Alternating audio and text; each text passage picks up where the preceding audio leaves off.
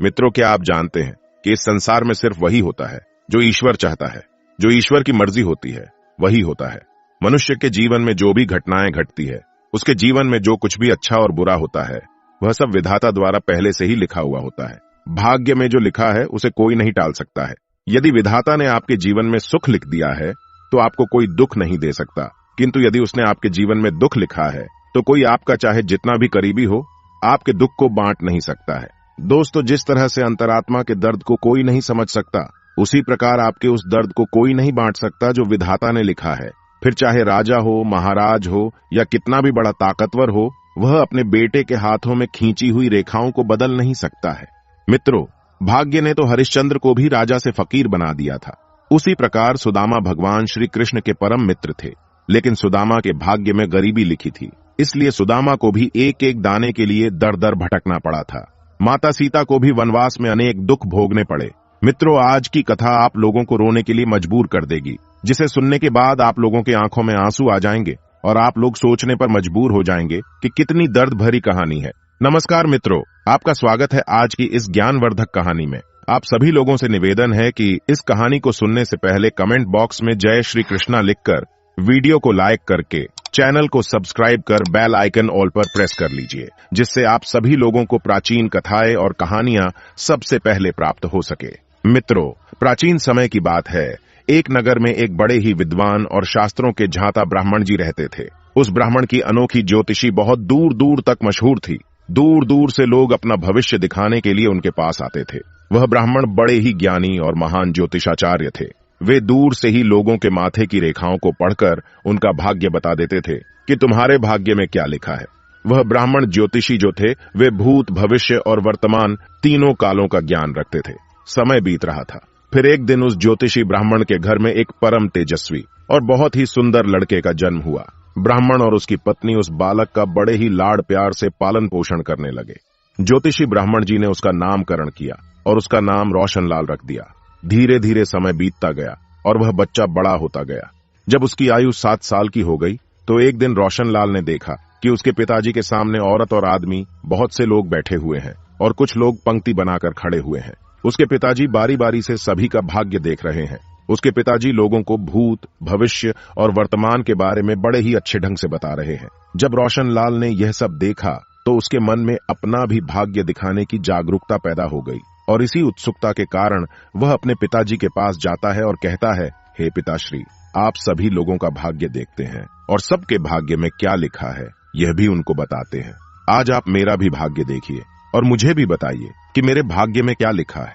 अपने बेटे की बातों को सुनकर ब्राह्मण जी कहने लगे, हे पुत्र, तुम अभी बहुत छोटे हो, अभी तुम्हारी भाग्य दिखाने की अवस्था नहीं हुई है। जब तुम थोड़े और बड़े हो जाओगे तब मैं तुम्हारा भाग्य अवश्य देखूंगा और तुम्हारे भाग्य के बारे में तुम्हें सब कुछ बताऊंगा कि तुम्हारे भाग्य में क्या लिखा है और तुम आगे क्या हासिल कर सकते हो। जब वह बालक रोशनलाल अपने पिता के ऐसे वचनों को सुनता है तो उसे थोड़ा सा दुख होता है, किंतु वह कर भी क्या सकता था। धीरे धीरे समय बीतता गया। एक दिन वह ब्राह्मण अपने विचारों में खोया हुआ बैठा था। तभी उस ब्राह्मण का पुत्र रोशनलाल खेलते खेलते अपने पिता के पास पहुंच गया और अपने पिता से अपना भाग्य देखने की जिद करने लगा। तब ब्राह्मण जी ने कहा, ठीक है, मैं तुम्हारा भाग्य देखता हूं, तुम मेरे सामने आकर बैठ जाओ। अपने पिता की बात मानकर वह उनके सामने आकर दोनों पैरों की तिकुनी तोड़कर दोनों हाथ फैलाकर बैठ जाता है। फिर ब्राह्मण जी अपने दोनों हाथों की मुट्ठी बांधकर और आंख बंद करके अपने पुत्र का भाग्य देखने लगते हैं। फिर उस ज्योतिषी ब्राह्मण ने अपने ग्रंथ को खोला, फिर अपने पुत्र के मस्तक को देखा। जब उसने गणना की तो उस ज्योतिषी ब्राह्मण ने देखा कि मेरे पुत्र का विवाह तो एक नीच कुल और नीच जाति की कन्या के साथ होना लिखा है। जब उसने यह देखा तो ज्योतिषी ब्राह्मण सोचने लगा कि यह क्या हो गया। मैं जाति से उच्च कुल का ब्राह्मण हूं और मेरे पुत्र का विवाह यदि नीचे कुल की कन्या से हुआ तो मैं कहीं का नहीं रहूंगा, मैं किसी को मुंह दिखाने के काबिल नहीं रहूंगा। फिर वह ज्योतिषी ब्राह्मण सोचने लगता है, नहीं, मैं ऐसा कदापि नहीं होने दूंगा। मैं जब भाग्य देख सकता हूं तो मैं भाग्य को बदल भी सकता हूं। जब उस ज्योतिषी ब्राह्मण ने कुछ और गहराई से उस ग्रंथ को देखा और उसकी गणना की तो उसको पता चला कि गंगा के किनारे 30 कोस दूर पर एक मछुआरे का परिवार रहता है। उस परिवार में अब तक 5 लड़कियों का जन्म हो चुका है और जो मछुआरे की 5वीं कन्या है, अभी उसकी आयु मात्र 9 माह की है और उसका नाम उस मछुआरे ने कलावती रखा है। मेरे बेटे का विवाह उसी लड़की से होगा, ऐसा मेरे पुत्र के भाग्य में लिखा है। उस ज्योतिषी ब्राह्मण ने सोचा, मैं अपने पुत्र के भाग्य को जरूर बदलूंगा। जब मैंने अपने पुत्र के भाग्य को देख ही लिया है तो मैं इसे बदल भी सकता हूँ। फिर ब्राह्मण अपने मन में विचार करता है, आज मैं देखता हूँ कि भाग्य बड़ा है या मैं। फिर वह ज्योतिषी ब्राह्मण विधाता के लिखे विधान को बदलने के लिए चल देता है और चलते चलते उसी तट पर पहुंच जाता है जहां उस मछुआरे का घर था। जब उस मछुआरे ने देखा कि पास ही के नगर के एक महान ज्योतिषी ब्राह्मण उसके दरवाजे पर खड़े हैं, तो उस मछुआरे ने उस ज्योतिषी ब्राह्मण को बड़े ही आदर सत्कार के साथ अपने घर में स्थान दिया और कहा कि हे ब्राह्मण देवता, मुझ जैसे गरीब की कुटिया में आप पधारे हैं, यह तो हमारे लिए बड़े सौभाग्य की बात है। ज्योतिषी ब्राह्मण ने मछुआरे की बात सुनी और कहा, हे मछुआरे, मैं किसी उद्देश्य से तुम्हारे पास आया हूँ। मैं तुमसे यह जानना चाहता हूँ कि क्या 9 महीने पहले तुम्हारे घर में किसी कन्या का जन्म हुआ है? तब उस मछुआरे ने कहा कि हाँ ब्राह्मण देव, आज से 9 महीने पहले हमारे घर में एक पुत्री का जन्म हुआ है। फिर आगे वह ज्योतिषी ब्राह्मण कहता है, क्या तुमने उस कन्या का नाम कलावती रखा है? इतने में मछुआरा कहने लगा, हे महाराज, आपने सत्य कहा, मैंने अपनी पुत्री का नाम कलावती ही रखा है। मछुआरे की बात सुनकर वह ब्राह्मण कहने लगा कि देख मछुआरे, मैं तो त्रिकालदर्शी हूँ। मैं तो इस रास्ते से जा रहा था, तभी मैंने देखा कि तुम्हारे घर में घोर संकट आने वाला है। जो यह तुम्हारी सबसे छोटी पुत्री कलावती है, जब तक यह तुम्हारे घर में रहेगी तब तक तुम्हें पुत्र की प्राप्ति नहीं हो सकती। अगर तुम अपने घर में पुत्र खेलता हुआ देखना चाहते हो तो तुम्हें अपनी छोटी पुत्री को अपने घर से दूर भगाना होगा। तभी मछुआरे की पत्नी उस कन्या को गोद में लेकर पहुंच आती है और उसकी पत्नी भी ब्राह्मण की बातों को सुनने लगती है। ज्योतिषी ब्राह्मण की ऐसी बातों को सुनकर वह मछुआरा कहने लगा कि हे महाराज, अभी तो यह नवजात बालिका है, इसकी आयु भी अभी 9 माह की है, मैं इसे ऐसी हालत में कहां छोड़ सकता हूं। फिर उस ज्योतिषी ब्राह्मण ने कहा कि देख मछुआरे, इसमें मैं तुम्हारी सहायता कर सकता हूं। मेरी कोई पुत्री नहीं है, तुम एक काम करो, तुम अपनी कन्या मुझको दे दो, मैं इसका पालन पोषण तुमसे भी अच्छी तरह करूंगा, और जब यह बड़ी हो जाएगी तो मैं अच्छा सा कोई घर ढूंढ के इसके लायक वर से इसका विवाह कर दूंगा। मित्रों, वह मछुआरा पुत्र की लालसा में अपनी पत्नी से बात करके उस नवजात पुत्री को उस ज्योतिषी ब्राह्मण को दे देता है। ऐसा जब होता है तो वह ब्राह्मण मन ही मन बड़ा प्रसन्न हो जाता है और उस छोटी सी कन्या को लेकर वहां से चल देता है। चलते चलते ज्योतिषी ब्राह्मण सोचने लगता है कि अगर मैं इस कन्या का गला दबा करके इसे मार देता हूं तो मासूम बच्ची को मारने का मुझे पाप लगेगा।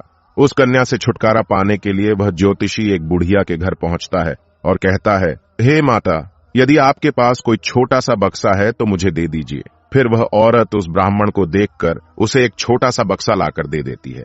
फिर वह ज्योतिषी ब्राह्मण बक्से में उस नवजात कन्या को रख करके उसे मां गंगा के जल में प्रवाहित कर देता है और सोचने लगता है कि यह बक्सा कुछ देर के बाद जल में डूब ही जाएगा और मेरा इससे पीछा भी छूट जाएगा, ना रहेगा बांस और ना बजेगी बांसुरी। मित्रों, परंतु दुनिया में ऐसा कोई व्यक्ति नहीं है जो किसी के भाग्य को बदल सकता है, क्योंकि उस लड़की के भाग्य में अभी जीना लिखा था। इसी कारण वह बक्सा गंगा के जल में नहीं डूबता है और मां गंगा उसे बहाते बहाते एक गांव के किनारे पर लगा देती है। उधर उस गांव का एक पंडित सुबह सुबह स्नान करने के लिए आता है तो उस पंडित की नजर उस बक्से पर पड़ जाती है। जब पंडित उस बक्से को देखता है तो वह उसे उठाकर के खोल करके देखता है तो एक बहुत ही सुंदर कन्या उसमें लेटी हुई थी।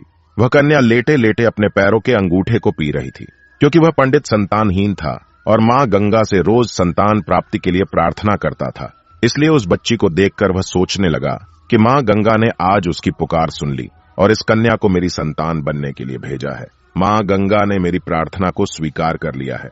इस तरह वह पंडित उस कन्या को लेकर अपने घर के लिए चल देता है। जब वह पंडित अपने घर पहुंचता है और उस कन्या को अपनी पत्नी को दिखाता है तो उसकी पत्नी कहती है कि आप किसकी पुत्री को लेकर आ गए हैं? ये बड़ी ही सुंदर और रूपवान कन्या है। तब पंडित जी कहने लगे कि मां गंगा ने हमारी प्रार्थना सुन ली। इतने वर्षों से मैं संतान के लिए मां गंगा से प्रार्थना कर रहा था और इस कन्या को संतान के रूप में मां गंगा ने हमारी झोली में डाल दिया है। आज से यही हमारी इकलौती पुत्री है। हम इसका बड़े अच्छे से लालन पालन करेंगे और इसको अच्छे अच्छे संस्कार देंगे। इसे किसी भी चीज की कोई कमी नहीं होने देंगे। मित्रों, इस तरह से वह पंडित और पंडिताइन उस कन्या का पालन पोषण करने लगे। धीरे धीरे समय बीतता गया और समय के साथ वह कन्या बड़ी होती गई। जैसे जैसे वह लड़की बड़ी हुई वैसे वैसे उसकी सुंदरता बढ़ती गई। वह इतनी सुंदर हो गई कि उसके सामने इंद्र की अप्सराएं भी फीकी पड़ने लगी थी। जब वह लड़की थोड़ी और बड़ी हुई तो एक दिन पंडिताइन अपने पति से कहने लगी कि सुनते हो जी, हमारी बिटिया अब थोड़ी बड़ी होने लगी है, अब इसके विवाह की उम्र हो चली है, इसलिए कोई अच्छा सा वर ढूंढ करके अपनी बेटी की शादी कर देनी चाहिए। पत्नी की बात को सुनकर वे पंडित जी अपनी इकलौती पुत्री के लिए वर ढूंढने घर से निकल जाते हैं। जब आप पास कोई योग्य वर नहीं मिला तो पंडित जी अपनी पुत्री के वर की तलाश करते करते उसी नगरी में पहुंच जाते हैं जहां वे ज्योतिषी ब्राह्मण रहते थे। वे पंडित जी जब वहां के लोगों से मिलते हैं तो पूछते हैं कि कोई ऐसा ब्राह्मण परिवार है जिसका कोई पुत्र विवाह योग्य हो। तब वहां के लोग उस ब्राह्मण को उसी ज्योतिषी ब्राह्मण के बारे में बताते हैं कि वह बड़ा ही संस्कारी परिवार है और उन्हीं के पास एक इकलौता पुत्र है जो बड़ा ही सुंदर है, उसकी विवाह की उम्र भी हो गई है। हे पंडित जी, अगर आपकी बात उन ज्योतिषी महाराज से बन जाए तो आपकी पुत्री का भाग्य ही बदल जाएगा और वह बड़ी सुखी रहेगी। लोगों द्वारा इस प्रकार की बात को सुनकर वह पंडित जी बहुत खुश हो जाते हैं और उस ज्योतिषी ब्राह्मण के घर की ओर चल देते हैं। जब पंडित जी उनके घर पहुंचे तो उस ज्योतिषी ने बड़े ही आदर सत्कार के साथ पंडित जी को अपने घर के अंदर बुलाया, फिर एक चटाई बिछा दी। उसके बाद दोनों उस पर बैठ गए। फिर ज्योतिषी ब्राह्मण ने पंडित जी से पूछा कि आपके आने का कारण क्या है। तब उस पंडित ने अपनी पुत्री की सुंदरता के बारे में बताया और कहा कि हमारी एक इकलौती पुत्री है जो बड़ी ही सुंदर और रूपवती है, हम उसका विवाह आपके पुत्र के साथ करना चाहते हैं। इतना सुनकर के वह ज्योतिषी ब्राह्मण बड़ा खुश होता है और सोचने लगता है कि चलो, मेरे पुत्र के भाग्य में जो लिखा था अब वह बदल चुका है और एक ब्राह्मण अपनी पुत्री की शादी के लिए मेरे पास आया है। वह ज्योतिषी अपने बेटे की शादी उस पंडित की पुत्री के साथ करने को तैयार हो जाता है। फिर शादी की तारीख रख दी जाती है। समय बीतता चला जाता है और वह दिन भी आ जाता है जिस दिन पंडित की बेटी का विवाह उस ज्योतिषी ब्राह्मण के बेटे के साथ होना था। वह ज्योतिषी अपने पुत्र की बारात लेकर उस पंडित के गांव की तरफ चल देता है। रास्ते में वह केवल यही सोचता जा रहा था कि मैंने अपने पुत्र के भाग्य को बदल दिया है। मैंने जो शास्त्रों का अध्ययन किया है उसके कारण मुझमें में वह क्षमता है जिससे आज मैं अपने पुत्र के भाग्य को बदल दूंगा। लेकिन मित्रों, उसको यह मालूम नहीं था कि विधाता का लिखा तो स्वयं विधाता ही बदल सकते हैं। जो लिख गया है वह अटल और अमर है। जैसा जिसके भाग्य में लिखा गया है वैसा होकर ही रहता है, फिर चाहे कोई कितना भी प्रयास कर ले। इस तरह संयोग के कारण आज वही मछुआरे की कन्या पंडित की पुत्री बनकर उस ज्योतिषी ब्राह्मण के बेटे के साथ विवाह करने के लिए तैयार हो रही थी, जिसे उस ज्योतिषी ब्राह्मण ने पानी में बहा दिया था।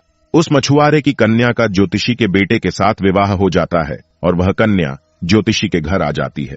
ज्योतिषी ब्राह्मण का पुत्र सुंदर पत्नी को पकड़ बड़ा प्रसन्न होता है। उधर पंडित जी की जो पुत्री थी वह भी सुंदर सा पति पाकर बहुत प्रसन्न होती है।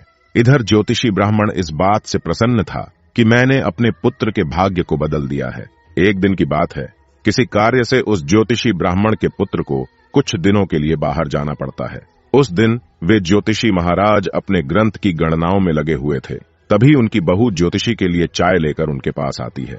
बहू को आते हुए देखकर ज्योतिषी अपना ग्रंथ बंद कर लेते हैं और बहू के हाथों से चाय का गिलास ले लेते हैं और आराम से चाय पीने लगते हैं। मित्रों, फिर होता है कि उनकी बहू बड़े उत्साह के साथ कहती है कि हे पिताजी, आप सबका भाग्य देखते हो, आज मेरा भाग्य भी देख लो और मुझे बता दो कि मेरी पहली संतान पुत्री होगी या पुत्र।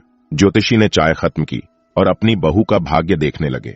अपनी बहू का भाग्य देखकर उन्हें पसीने छूटने लगे।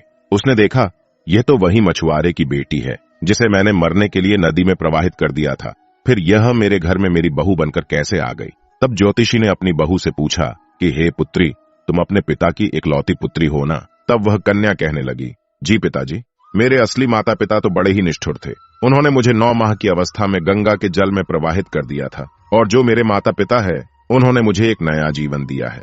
जिस दिन से मुझे नया जीवन मिला है तब से यही मेरे माता पिता है। जब उस ज्योतिषी ने इस बात की पुष्टि की कि यह उसी मछुआरे की बेटी है तो उससे निजात पाने के लिए उसने एक युक्ति निकाली। वह कहने लगा, बेटी, अगर तुम पहली संतान पुत्र पाना चाहती हो तो तुम्हें मेरे साथ समुद्र के तट पर चलना होगा। फिर जब दोनों ससुर और उसकी बहू समुद्र के तट पर पहुंचे तो ज्योतिषी ने अपने हाथ से एक अंगूठी निकाली और उस अंगूठी को दिखाते हुए उसे समुद्र में फेंक दिया और कहा कि बेटी, जिस दिन तुम्हें यह अंगूठी मिल जाए उसी दिन तुम अपने घर आ सकती हो। यदि तुम्हें अंगूठी नहीं मिली और तुम अपने पिता के घर पहुंच गई या मेरे घर आ गई तो बहुत बड़ा अनर्थ हो जाएगा। मेरे घर आ गई तो तुम अपने पति को खो दोगी और अपने पिता के घर चली गई तो तुम अपने पिता को खो दोगी। इसलिए अब तुम्हें कहीं नहीं जाना है जब तक वह अंगूठी तुम्हें ना मिल जाए। यदि तुम मेरे वचनों को नहीं मानोगी तो तुम्हें कभी भी पुत्र की प्राप्ति नहीं होगी। यदि तुम मेरे वचनों का पालन करोगी तो तुम्हें पुत्र की प्राप्ति होगी और तुम्हारा भाग्य बदल जाएगा। कलावती से ऐसा कहकर और उसे वही समुद्र के किनारे छोड़कर वह ज्योतिषी अपने घर को लौट आता है। कलावती काफी प्रयास करती है लेकिन अंगूठी को ढूंढ नहीं पाती है। जब अंगूठी नहीं मिली तो वह बेचारी एक रास्ते की तरफ चल देती है, क्योंकि वह न अपने पिता के घर जा सकती थी और न ही अपने पति के घर जा सकती थी, क्योंकि ज्योतिषी ब्राह्मण ने उसे ऐसा पाठ पढ़ा दिया था कि तुम अपने पिता के घर गई तो पिता को खो दो, और यदि मेरे घर आ गई तो अपने पति को खो दोगी। इस तरह चलते चलते जब वह थोड़ी आगे बढ़ी तो उसे सामने से एक राजपूताना परिवार आता हुआ दिखाई दिया जो अपने गांव की तरफ जा रहा था। जब उस राजपूत परिवार ने उस लड़की को देखा तो वे कहने लगे, बेटी तुम इस सुनसान जंगल में क्यों घूम रही हो? यहाँ बहुत हिंसक जानवर रहते हैं, क्या तुम्हें डर नहीं लगता? इतना सुनकर कलावती कहने लगी कि दादी जी, मैं विपत्ति की मारी हूँ और मेरा कोई नहीं है। उस राजपूत परिवार का जो मुखिया था वह कहने लगा, बेटी तुम चाहो तो हमारे साथ चल सकती हो। जब कलावती ने उनके मुंह से ऐसी बातों को सुना तो वह उनके साथ जाने के लिए बड़ी खुशी के साथ तैयार हो गई। इस तरह वे कलावती को अपने साथ महल ले गए। फिर उस राजपूत परिवार ने अपने घर में उसको खाना बनाने के लिए रख लिया। उस परिवार का जो मुखिया था वह उस ज्योतिषी ब्राह्मण का बड़ा ही परम मित्र था। उधर जब ज्योतिषी का बेटा वापस घर आया और उसने अपनी पत्नी कलावती के बारे में पूछा तो उस ज्योतिषी ब्राह्मण ने झूठ मूठ की कहानी अपने पुत्र को बता दी कि वह गंगा स्नान करने के लिए गई थी और वहीं डूबकर मर गई। जब उसके बेटे ने यह सुना तो उसे बहुत दुख हुआ। उधर राजपूत परिवार जिस गांव में निवास करता था उसी गांव का एक पंडित अपनी लड़की का रिश्ता लेकर उसी ज्योतिषी ब्राह्मण के घर पहुंच गया। उस पंडित ने ज्योतिषी से अपनी पुत्री के विवाह का प्रस्ताव रखा। तब ज्योतिषी ने उस पंडित से कहा कि हम अपने पुत्र के साथ तुम्हारी पुत्री का विवाह तो कर देंगे, लेकिन विवाह से पहले हम तुम्हारी पुत्री को देखेंगे जरूर, इसके बाद ही विवाह करेंगे।